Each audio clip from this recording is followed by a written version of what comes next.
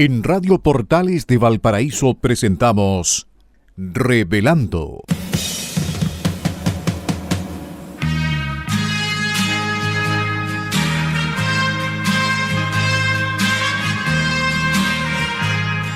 Un programa donde se abordan temas de actualidad, contingencia y la agenda cultural de la zona.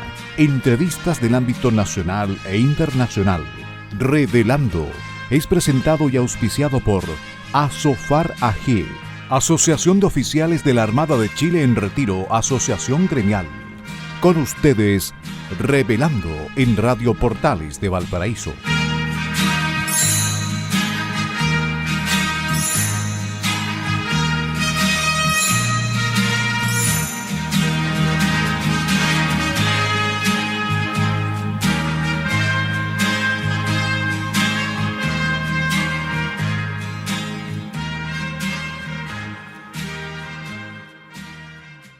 Muy buenas tardes, señores auditores de Radio Portales, la primera de Chile. Iniciamos esta semana de enero, casi en la mitad del mes, hoy 13 de enero del año 2025. Este programa Revelando, que se transmite de lunes a viernes de 18 a 19 horas y que tiene eh, un... mucho tiempo en el aire, más de 9 años. Así que estamos muy contentos en el día de hoy. Carlos Flores, que les habla, estará acompañado de mi estimado amigo don Francisco Martínez Lavé, a quien le doy la más cordial bienvenida a nuestro conversatorio. Buenas tardes, Francisco. Muy buenas tardes, Carlos, y muy buenas tardes, estimados auditores. Estamos de regreso acá en este programa de Revelando de Asofar, la Asociación de Oficiales de la Armada en Retiro, y por cierto, en Radio Portales, la primera de Chile. Aprovecho de Adelante, Carlos. saludar, aprovecho de saludar a nuestros técnicos que hacen posible que este programa llegue en óptimas condiciones técnicas a vuestros receptores. Y me refiero a don Luis Salinas y don Gerardo Terano. Y por supuesto, haciéndolo extensivo a todo el personal de Radio Portales de Valparaíso, la primera de Chile. Y recordando, tal como lo sea mi estimado amigo Francisco, que este programa es auspiciado por la Asociación de Oficiales de la Armada en Retiro, ASOFAR, la que nos ha permitido, ¿no es cierto?, estar durante muchos años, tal como decía, más de 9 años, en esta radio, en el diario. Bueno, en este programa, estimados auditores, tenemos muchos temas, hay muchas noticias que han ocurrido. Sin embargo, quisiéramos partir con nuestra editorial del día de hoy y que es un tema, yo diría, muy relevante para cualquier sociedad, especialmente, ¿no es cierto?, en el caso de Chile. ¿M? Eh, y que tiene que ver, ¿no es cierto?, con un índice que es muy importante para el desarrollo como sociedad y principalmente en el desarrollo económico, y que tiene que ver con la natalidad. ¿M? Y básicamente la tasa de natalidad, ¿no es cierto?, que es la medición, porque efectivamente las sociedades van evolucionando, van avanzando, se van desarrollando. El país hace y tiene que hacer todos los esfuerzos para crecer, para dar bienestar a sus ciudadanos, para darles trabajo, para darles una mejor infraestructura, una mejor educación, salud, eh, y vivir en un ambiente de paz. Sin embargo, como todas las cosas, los países, en la medida que van creciendo económicamente, ya, y deben crecer económicamente porque van creciendo también en población. La población va creciendo, y el país tiene que hacer todos los esfuerzos en desarrollo y crecimiento precisamente para ir incorporando a las nuevas personas que van naciendo y a su vez las personas que van creciendo, ¿no es cierto?, que van entrando, por ejemplo, al ámbito laboral. ¿M? tienen que tener empleo, tiene que haber mayor empleo, tiene que haber una oferta mayor para que las personas puedan asegurar su futuro mediante un trabajo. Eh, y eso hace que las sociedades vayan evolucionando en forma positiva. Pero en los últimos años, está ocurriendo un fenómeno principalmente en el mundo occidental. ¿M? Entiéndase eso como Europa, América y Australia, Nueva Zelanda, países. Entonces se ha producido un fenómeno, o se está produciendo, no un fenómeno, sino que una situación que tiene que ver con la disminución de la natalidad. Eh, y antes, digamos, de hablar específicamente de la natalidad, ¿no es cierto? Esto hace que la tecnología, por ejemplo, en Chile, la tecnología, el avance, el desarrollo, ha permitido que la esperanza de vida aumente. Nos encontramos en este momento que la esperanza de vida, el promedio de esperanza de vida en Chile, alcanza la edad de 81,4 años, ¿ya? Así que eso es muy importante. O sea, hay un porcentaje importante de la población que vive más que eso, ¿m? Porque este es el valor promedio. Sin embargo, digamos, eso también tiene efectos económicos y usted lo podremos conversar y seguramente se va a tratar en el ámbito de la reforma de pensiones, que tiene que ver, ¿no es cierto?, con la esperanza de vida, que tiene que ver con la natalidad, que tiene que ver con el crecimiento, el desarrollo económico y la sustentabilidad de las instituciones. En los últimos 10 años, la natalidad en Chile cayó 37,4%. Y ese es un valor muy preocupante, porque según los estudios técnicos, la tasa de natalidad para sustentar a un país debe ser de alrededor de 2,1, y en Chile está en 1,5. ¿M? Y es una situación importante porque en otros países, por ejemplo, en Estados Unidos, la tasa de natalidad es 1,66, ¿ya? Y hay otros países que están ahí como Brasil y Colombia, que están en 1,6 y 1,7. Entonces, es un fenómeno que no solo afecta a nuestro país, sin embargo, incide importantemente en cómo nosotros como país tenemos que enfrentar nuestro desarrollo, nuestro futuro. ¿Cómo podemos hacer? Porque los países que tienen una tasa de natalidad inferior a su reemplazo, por decirlo así, de la gente que va falleciendo, empiezan a tener problemas de carácter económico. ¿Qué te parece a ti, Francisco, este importante valor que tiene que ver con la natalidad en una sociedad?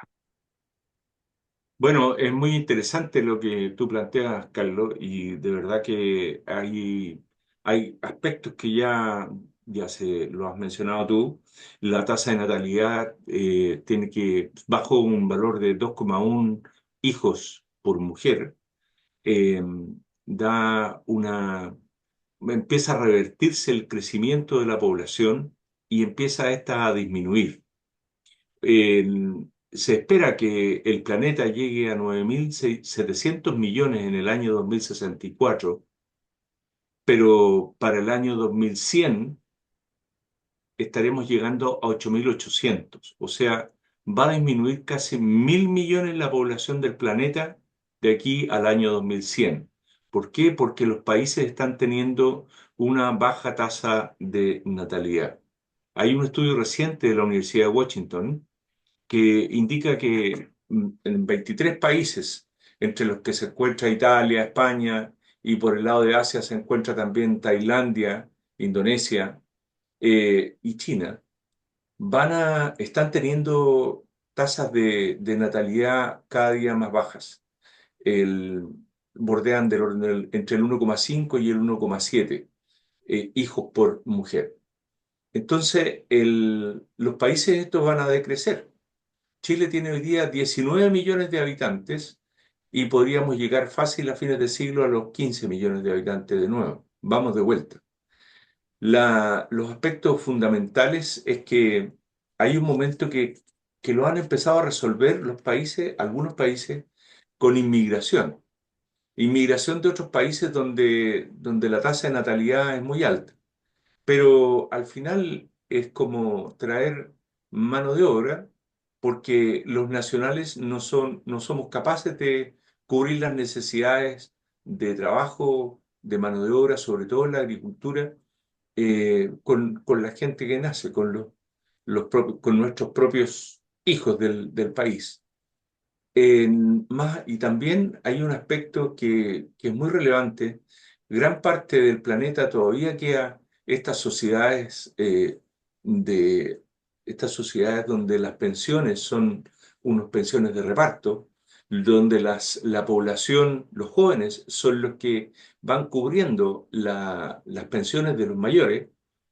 No, ya no son capaces porque hay cada día menos jóvenes y además la calidad de vida está haciendo que la gente viva aún más.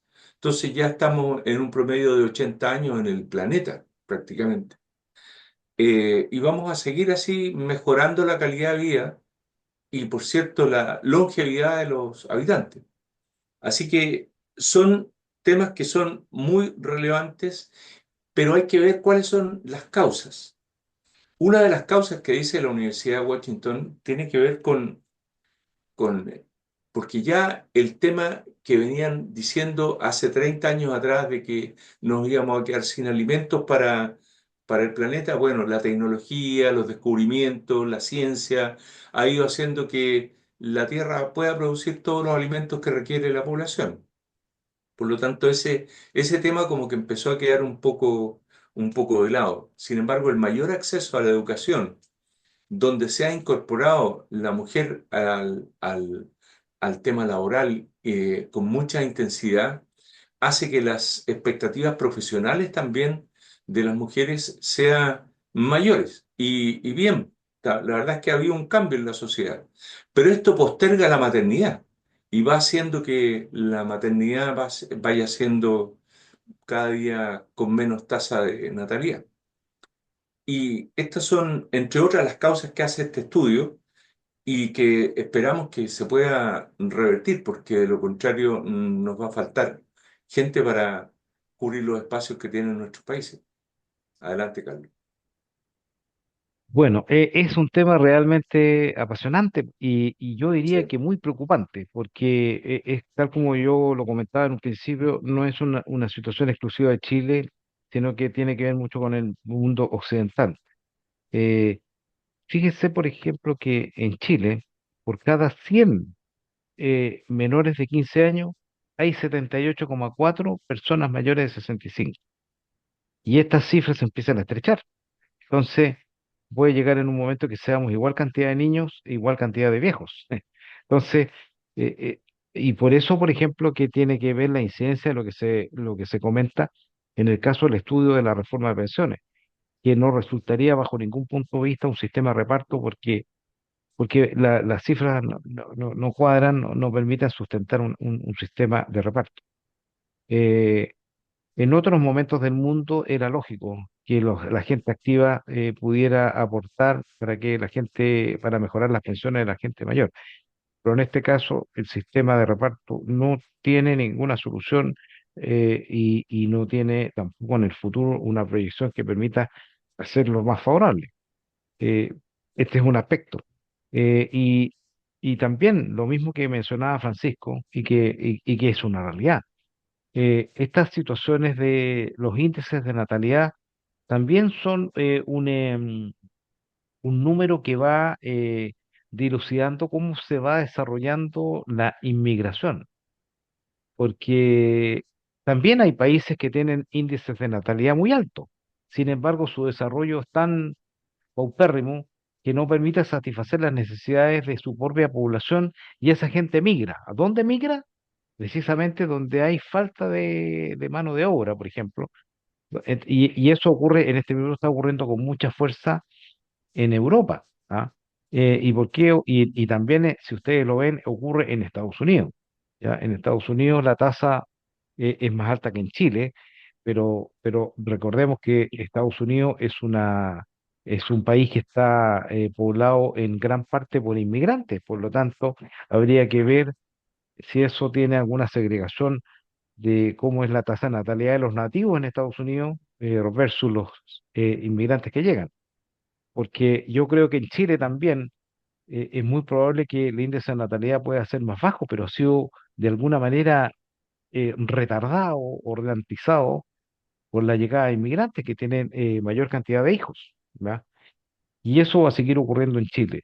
Este es un tema muy interesante, Francisco, y que creo yo que nuestras autoridades, ¿ah? El mundo político, las universidades, los investigadores, los estudiosos de la sociología, tienen que tomar muy en cuenta porque tiene que orientar las políticas públicas que se van a desarrollar en el futuro y para proyectar a Chile en los próximos años. Nosotros tenemos, creo yo, la obligación, el Estado tiene la obligación de hacer políticas públicas que promuevan la natalidad, ¿ya? Que promuevan la natalidad para que nosotros lleguemos a un índice al menos superior al 2,1 de hijos por mujer, para que la gente, las personas que van naciendo, ¿no es cierto?, tengan, ¿no es cierto?, un mayor número de la gente que va falleciendo, ¿ya?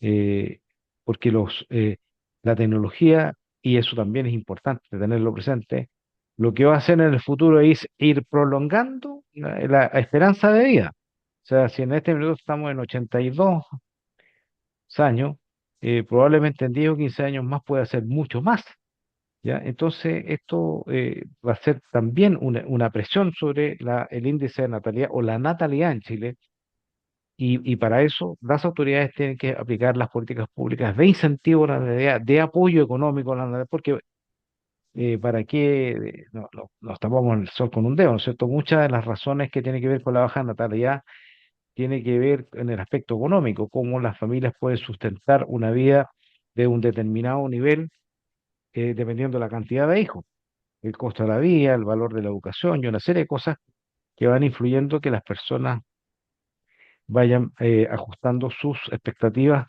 familiares respecto a eso y controlando de una forma importante la natalidad. Así que ese es un tema muy importante. No sé si tú tienes algo que agregar, Francisco, para cerrar el tema. Sí, solo como para ir cerrando el tema, el comentar que ha habido programas en Suiza y en España, que son conocidos, que han incentivado de alguna manera la natalidad por la vía de entregar un bono por hijo a las mujeres que van teniendo niños durante los 2 primeros años de vida en España. Y, por cierto, en Suiza lograron revertir la tasa del 1,7 que iban, ya subieron como al 1,9 cantidad de niños promedio nacidos por mujer. Por lo tanto, algún efecto tiene el apoyo económico, porque eso también es una de las causales. La poca estabilidad económica, sentimental, la que causa que las familias no quieran tener hijos ni tampoco comprometerse con su educación en el futuro. Y eso afecta, por cierto, la tasa de natalidad. Así que el efecto de el apoyo económico ya tiene un efecto. Las familias grandes Políticas pueden públicas. recibir algunas políticas públicas. Y también, por cierto, destacar que esto va afectando, la baja tasa de natalidad va afectando de alguna manera el mundo laboral, porque todos los que se dedican a la educación de los niños, a los médicos, pediatras, a las babysitters, a un montón de otras actividades relacionadas con niños, se empieza a contraer. Ha habido ya en algunos países colegios que han debido cerrar porque no tienen niños. Entonces, se empieza a afectar también el mundo laboral. Tiene muchas consecuencias esto y, por cierto, las políticas públicas son las que deben revertir esta baja tasa de natalidad que estamos teniendo en los países occidentales, sobre todo. Carlos. Bueno, este es un tema, ¿no es cierto?, para que nuestros auditores eh, reflexionen sobre esta materia que es importante, porque tenemos que exigirle al Estado o a los gobiernos, al actual y a los futuros, que orienten sus políticas públicas en lo posible para poder revertir la disminución al menos del índice de natalidad y llegar a índices que permitan una sustentabilidad del país, de la sociedad chilena, ¿ya? Si no, vamos a perder esa posibilidad y Chile puede, siendo, ¿no es cierto?, muy exagerado con lo que voy a decir, pero puede tender a desaparecer como nosotros lo conocemos. Pasando a otro tema, Francisco, un pequeño comentario, porque hay una actividad deportiva, ¿ya?, que se llama el Ironman más hermoso del mundo. Y es el de Pucón que se llevó a efecto, ¿no es cierto?, ayer, y que tuvo como triunfo en el área masculina a un canadiense, Tyler Mislauchuk, ¿ah?, que es un apellido eslavo, y que fue escoltado por el estadounidense Jason West y el brasileño Manuel Mesías. Y en el ámbito femenino fue el triunfo de una mexicana, Cecilia Pérez, eh, que bueno, tiene una gran trayectoria, y dos chilenas, ¿no es cierto?, sacaron la cara por el país y secundaron a esta mexicana, y me refiero a Macarena Salazar y Francisca Garrido. Solo comentar que esta es una actividad estupenda, ¿ah? Y creo yo que se merece con crece la forma en que se le está dando a conocer, ¿no es cierto?, como el más hermoso del mundo. Los parajes, aparentemente, también el día acompañó, así que un bonito espectáculo, un bonito competencia, y ya tiene su tradición. ¿Qué te parece a ti, Francisco? Mira, ha sido una larga historia porque al final este Ironman de Pucón se ha ido posicionando en el mundo de los Ironmans, o sea, en el mundo deportivo, como una de las principales gestas deportivas del planeta. O sea, hoy día vienen excelentes atletas a competir a este Ironman en Pucón. Recordar que el Ironman es es una carrera donde se realizan tres deportes: la natación, el trote y el ciclismo. Bueno, en la natación son 2000 metros, en el trote son 20 kilómetros, 21 Carlos, kilómetros de trote recuérdame, y 90 21 kilómetros de kilómetros de ciclismo. trote. O sea, es media maratón, 21 kilómetros de trote. Y 90 kilómetros de ciclismo es, bueno, una carrera que dura para los campeones 4 horas 30 y también ha habido campeones varones que lo han hecho en 4 horas. Es una alta exigencia, muy fuerte física y de mucha coordinación, mucho entrenamiento, gran mérito para todos los triatletas que corren en esta Ironman, porque llegar a Pucón hay que estar muy preparado. En realidad, correr una Ironman hay que ser un gran atleta. Así que una felicitación inmensa para todos estos deportistas, para la organización y para nuestro país también, porque se mostró al mundo como lo hermoso que es y vinculado al mundo del deporte. Mire, yo me quiero tomar este punto, Francisco, solo para hacer un comentario que cada vez que puedo lo hago, porque creo que es muy importante.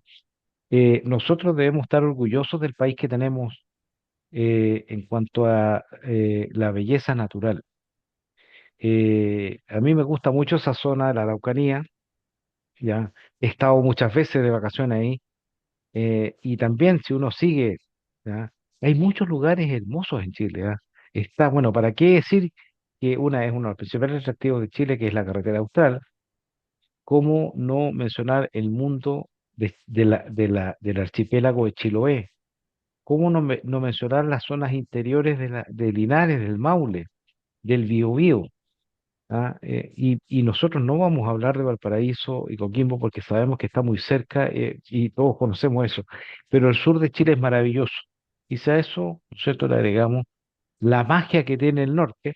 Nosotros debemos estar orgullosos del país que tenemos que cuidarlo, tenemos que protegerlo, tenemos que darle desarrollo, tenemos que mejorar la infraestructura. Y esta competencia Ironman, que ya tiene, ¿no es cierto?, una repercusión mundial, ya es un magnífico momento para mostrar lo que es Chile en su belleza y en sus capacidades, en su organización y en su desarrollo. Eh, Francisco, el primer bloque, ¿no es cierto?, en la radio, el tiempo es un verdadero verdugo. Así que se nos ha acabado el tiempo del primer bloque. eh, Así que vamos a hacer una pausa musical con una canción de un argentino, Axel, o conocido también antiguamente como Axel Fernando, con una canción que se llama La clave para conquistar. Espero que la disfruten y la comentaremos al regreso. Así que nos A separamos. propósito, a Sí, propósito del tema de la natalidad, ¿no es cierto? exactamente. Así que vamos a hacer una pausa y nos encontramos en un momento más. Hasta más rato. Señores auditores, estamos de regreso después de una refrescante pausa musical. Y quiero recordarles que nos encontramos con una canción de un artista argentino, Axel o Axel Fernando, eh, conocido en Chile, también muy popular en Argentina, con una hermosa canción de amor que tiene que ver con el romance, ¿ah? Muy romántica y muy hermosa, así que espero que nuestros auditores hayan disfrutado, ¿ah?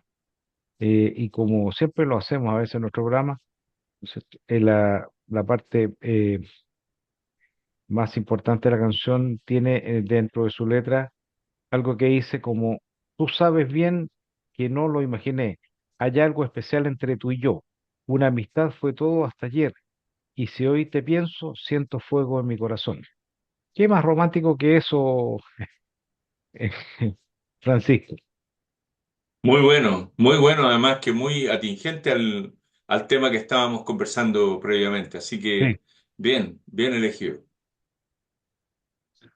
Bueno, y continuando, recordando primero a nuestros auditores que este programa es auspiciado por la Asociación de Oficiales de la Armada en Retiro, ASOFAR, quien ha permitido, ¿no es cierto?, que este programa esté durante más de 9 años en el aire en Radio Portales.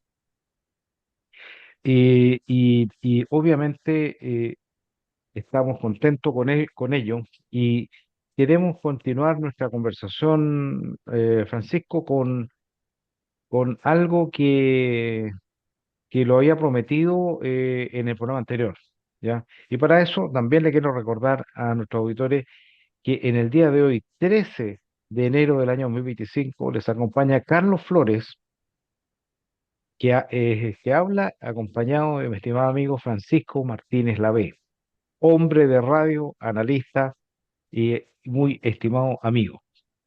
Así que bueno, iniciaremos nuestra conversación con la promesa que habíamos hecho en el programa anterior, hablar un poco de los gobiernos regionales. ¿Sí? Y la verdad es que los gobiernos regionales son muy importantes en la vida del país, ¿ah? Sobre todo en el desarrollo y cómo vamos concibiendo la generación de riqueza a través de todo nuestro territorio.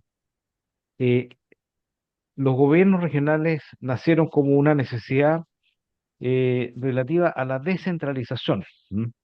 Porque si bien es cierto, Chile ha tenido un gran desarrollo, ha tenido mucho progreso, sin embargo, y esta es una opinión personal, Francisco, creo que nosotros podríamos ser mucho más si hubiéramos tenido un sistema de administración del Estado con mayor descentralización, con mayor poder de las regiones y el gobernador regional, que es una autoridad elegida por votación popular, ¿ya? Que tiene toda la legitimidad, es la persona que vela por la creación de riqueza, por el desarrollo y por la seguridad y también, ¿no es cierto?, por todas las condiciones económicas de una región.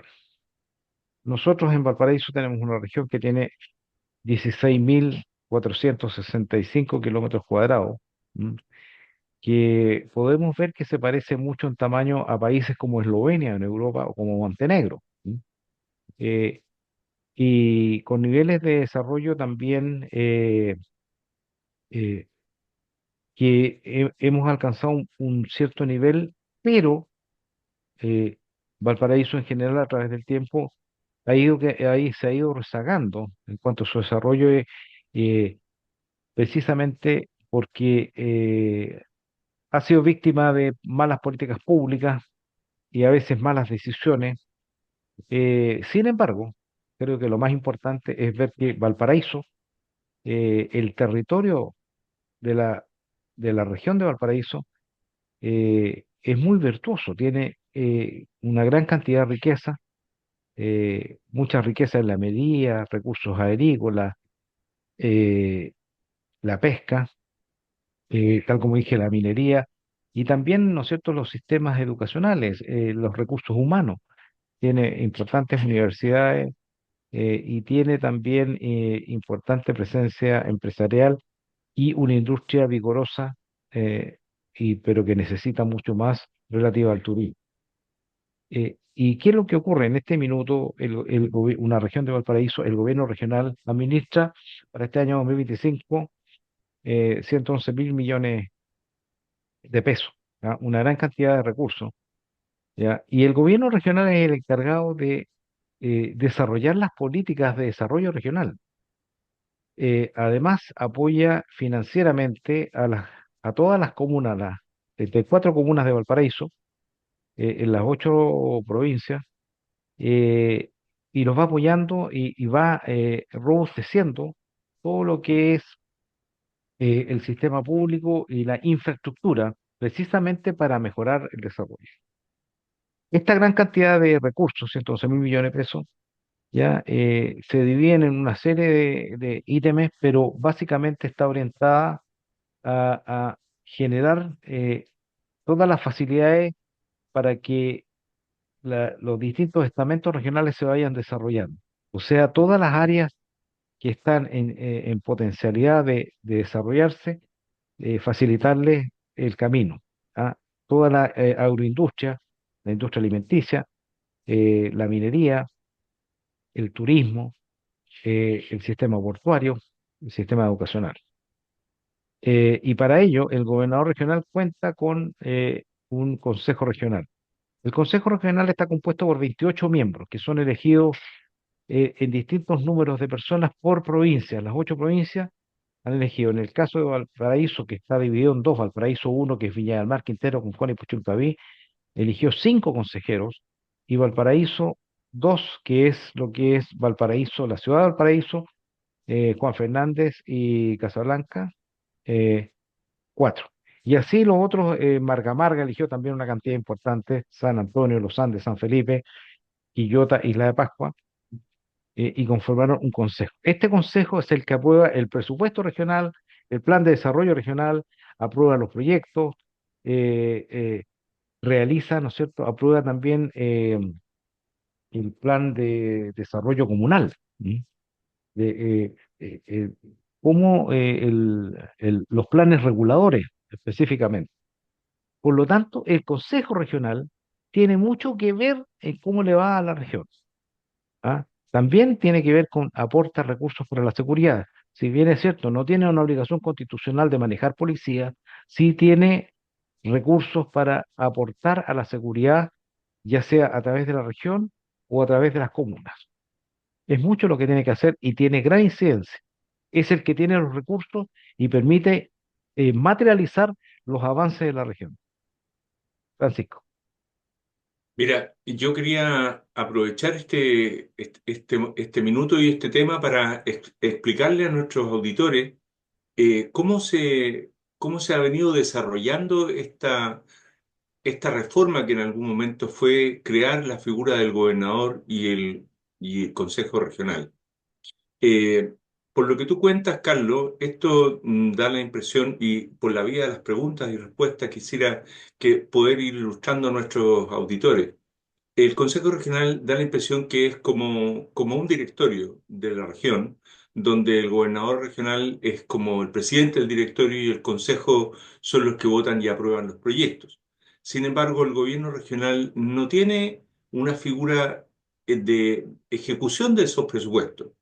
Y da la sensación, y en esto quiero que tú nos puedas comentar cómo es la figura, el Consejo Regional, una vez que se aprueba un presupuesto, ya sea para turismo, para las actividades de desarrollo regional, lo hace a través de los municipios, porque no tiene un organismo, una institucionalidad de ejecución presupuestaria. Entonces se empieza a tropezar un poco también con la institucionalidad del Estado, donde están los CEREMI en cada una de las regiones y está también toda la institucionalidad estatal. También el gobernador tiene en paralelo a él un delegado presidencial, que antes era el intendente y ahora le cambiaron el nombre y parece delegado presidencial, que son los que tienen de alguna manera las funciones ejecutivas, las funciones de realización de ciertas actividades. Sin embargo, el presupuesto es regional. Entonces ahí como que hay algo que podríamos conversar con nuestros auditores, plantearles, ilustrar un poco más cómo funciona. Carlos.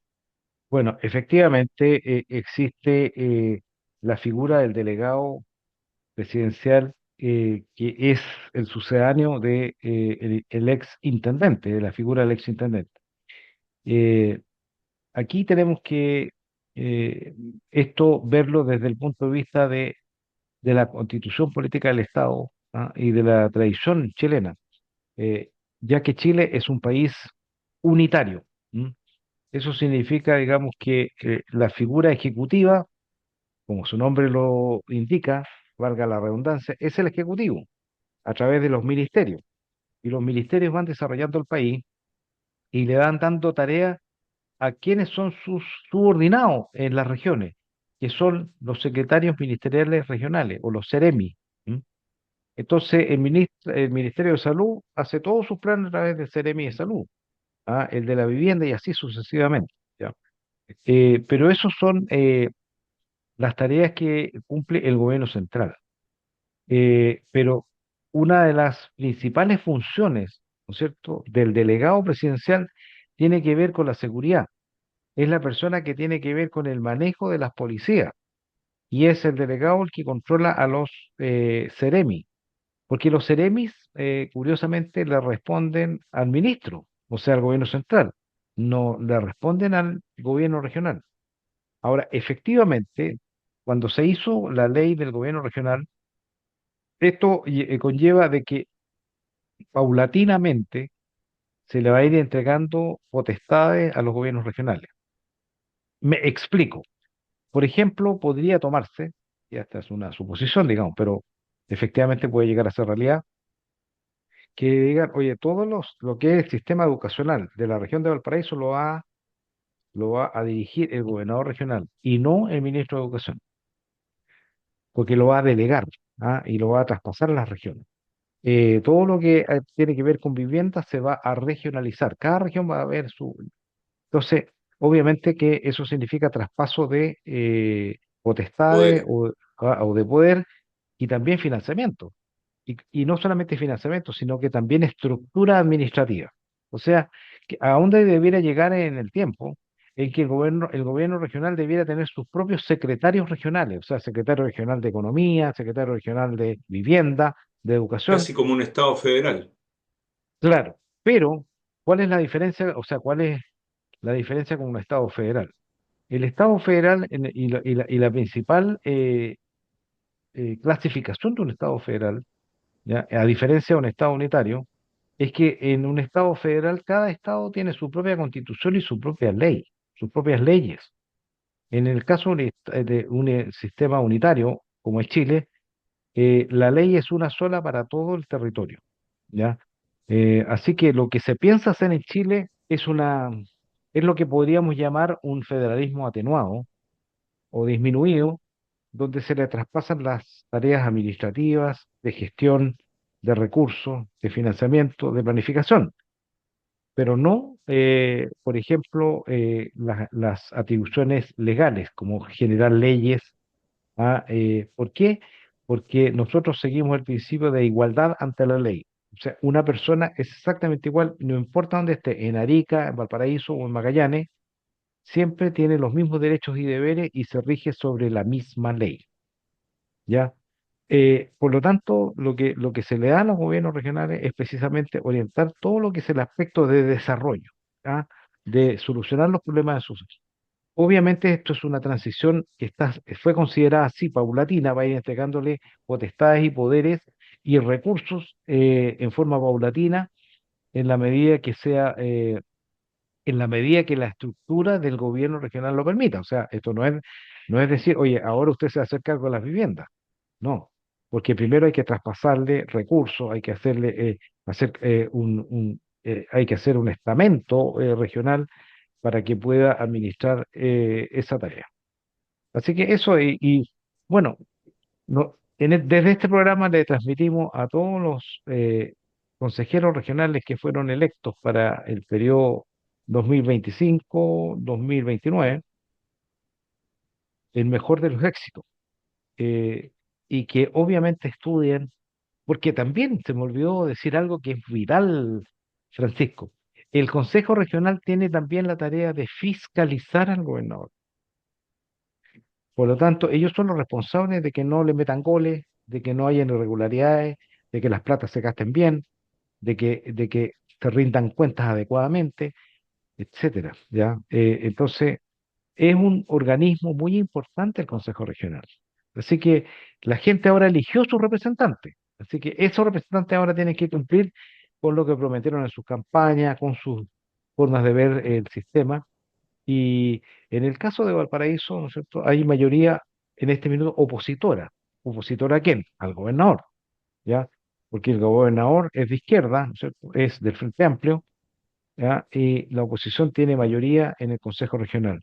Por lo tanto, esto ayuda a que el gobernador tenga un mayor control, por decirlo así, ¿ah? O una mejor pueda ser de mejor manera fiscalizado, y también las proposiciones que haga el gobernador tienen que pasar adecuadamente por el Consejo Regional, quien los va a aprobar o le va a hacer las correcciones que correspondan, ¿ya? Así que es gigantesca la tarea que tiene, muy interesante, y esperamos que le vaya bien porque Valparaíso necesita cambiar de rumbo, necesita crecer, necesita desarrollarse y necesita recuperar su lugar privilegiado en nuestro país. Francisco. Muy bien.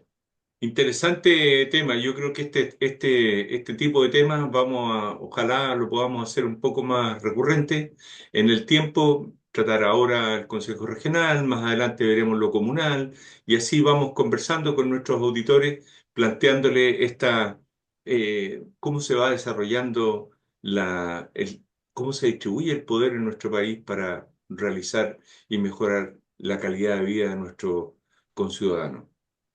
Carlos, yo creo que tenemos ahí un tema a continuación bastante también interesante y que tiene que ver con los dichos del presidente electo de Estados Unidos respecto de Groenlandia.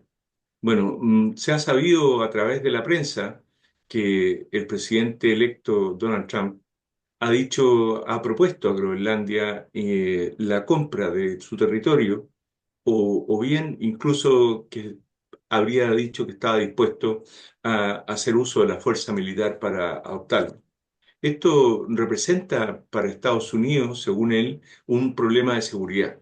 Ellos necesitan Groenlandia un poco para controlar el acceso a través del Ártico que están teniendo otros países como Rusia, China, y hay mucho despliegue en ese lugar. Estados Unidos ha estado en Groenlandia desde hace mucho tiempo, desde la Segunda Guerra Mundial, que tienen bases militares en Groenlandia, y desde allí están observando lo que ocurre, pero necesitan tener dominio sobre ese territorio para poder desarrollar aún más el control de la seguridad de su nación. Así se ve hoy día en los análisis geopolíticos que hacen algunos autores en el mundo respecto a Groenlandia. Pero aquí hay algo que es muy relevante y que lo decía el otro día un analista muy importante chileno, don Juan Pablo Toro, y que tiene que ver con que el mundo desde la caída del muro de Berlín, más o menos, que se inició la hiperglobalización, donde todos los seres del planeta se conectaban entre sí a través del consumo. Todo era una aldea global, le llamaban. Éramos todos, las fronteras como que se desdibujaban. Y ahí sale la Agenda 2030, donde quieren hacer un gobierno mundial. En fin, varias cosas que el territorio perdió importancia, pero ojo, perdió importancia para Occidente, pero para los chinos y para Rusia y para Irán no perdieron importancia, los territorios siguieron siendo relevantes. Y así Rusia se anexó Crimea y invadió Ucrania después, y los chinos tienen presente este tema con la construcción de islas artificiales en el mar de China. Y por cierto, Irán también quiere ir avanzando en el Medio Oriente hacia todos sus vecinos.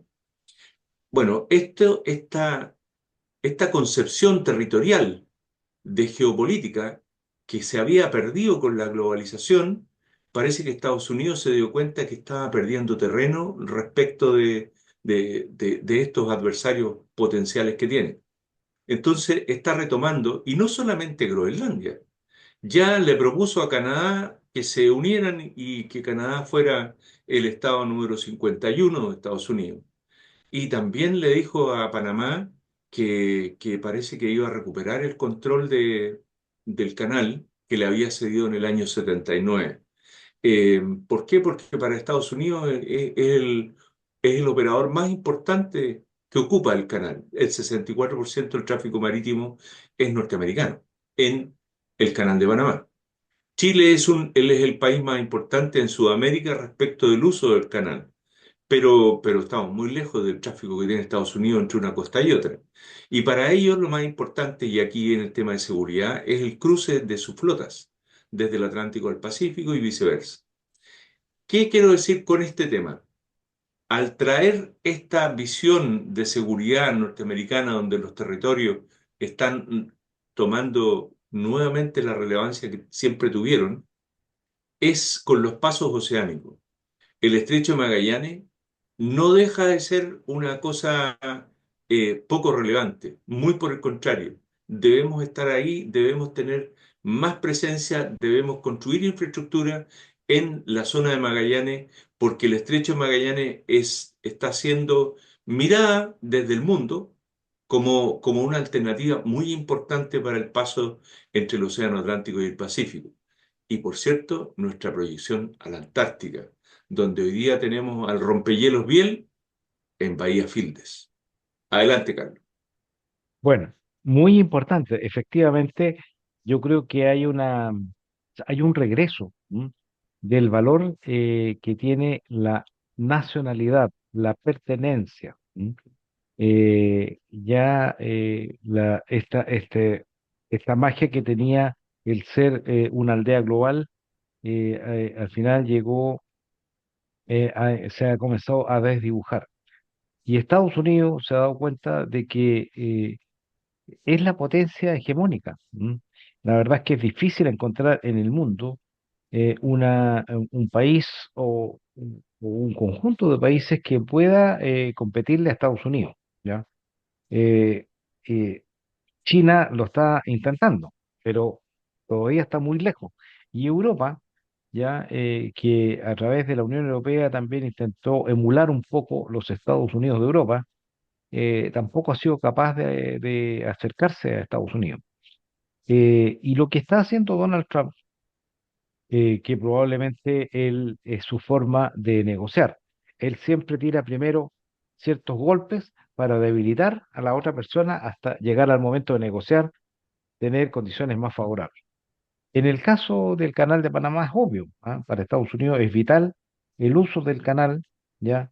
Y la verdad es que no creo que la explicación que dio Donald Trump no creo que sea el motivo, digamos, que tenga que ver con las tarifas, sino que tiene que ver con un control estratégico de ese paso. Eh, y en el caso de Groenlandia, que tiene que ver también con la navegación hacia el Ártico, ¿ya? Que en el futuro se va a intensificar con el deshielo, pero también Groenlandia, que tiene 2 millones de kilómetros cuadrados, Groenlandia es inmenso, es como, Un continente. claro, pero quiero decir que es como similar a lo que nosotros tenemos de interés en la península antártica, ¿m? Porque lo que tiene son muchas riquezas. Ya, Groenlandia también se sabe que tiene la presencia en su territorio de lo que se llama las tierras raras, que son vitales para la tecnología. Por lo tanto, lo que está haciendo Donald Trump es sencillamente colocar su énfasis en cuáles son los lugares estratégicos que le interesa, controlar, no necesariamente a lo mejor tener soberanía, a lo mejor sí, pero él le interesa tener esos puntos y los ha dicho muy claramente.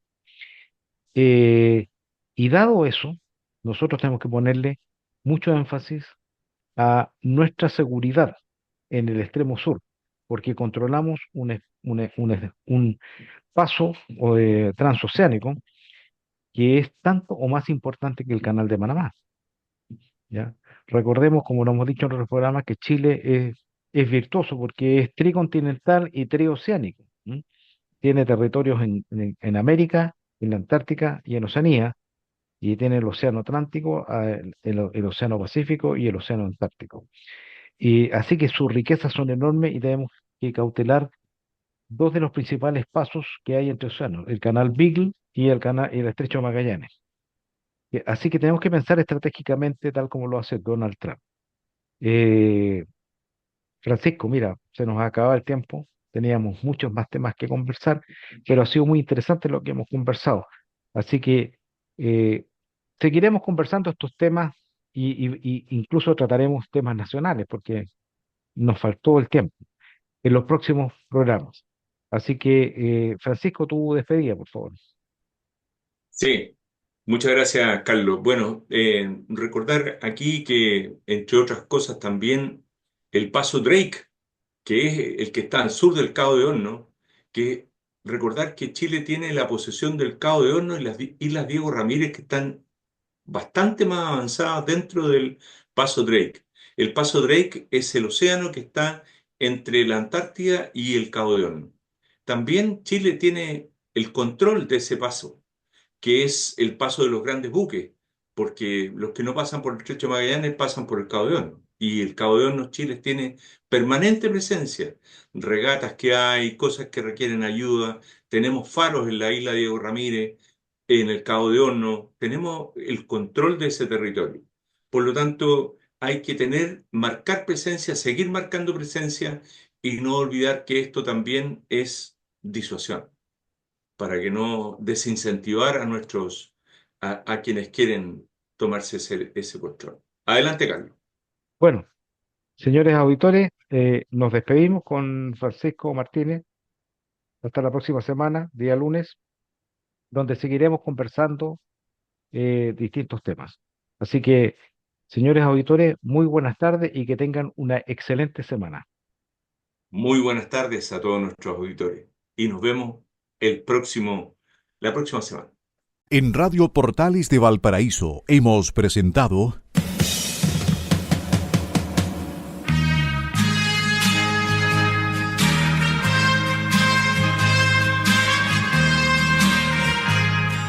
Revelando, un programa donde se abordan temas de actualidad, contingencia, entrevistas del ámbito nacional e internacional.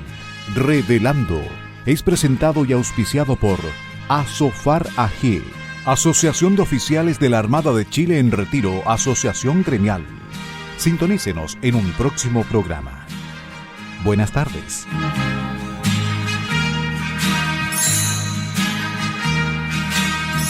Las opiniones vertidas en este programa son de exclusiva responsabilidad de quienes las emiten y no representan necesariamente el pensamiento de Radio Portales de Valparaíso.